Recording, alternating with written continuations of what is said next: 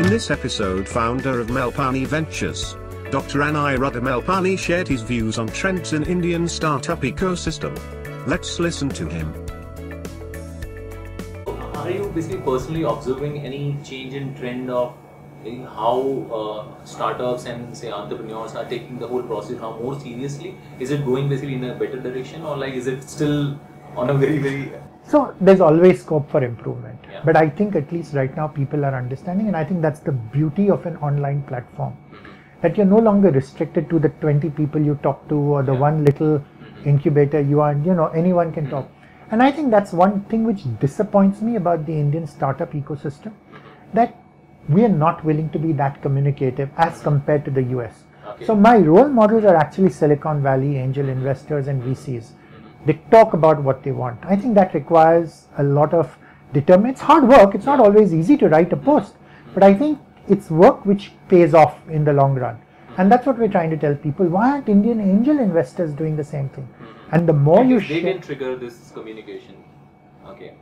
So we're hoping. You are doing it. Whether I can't see basically lot many other people. They are not so open and so sharing. My hope is that say, wow, this guy's onto a good deal. He's getting a lot of traction. Yeah. So why don't I do the same thing? Okay. It really doesn't matter. I think it's such a big world out there.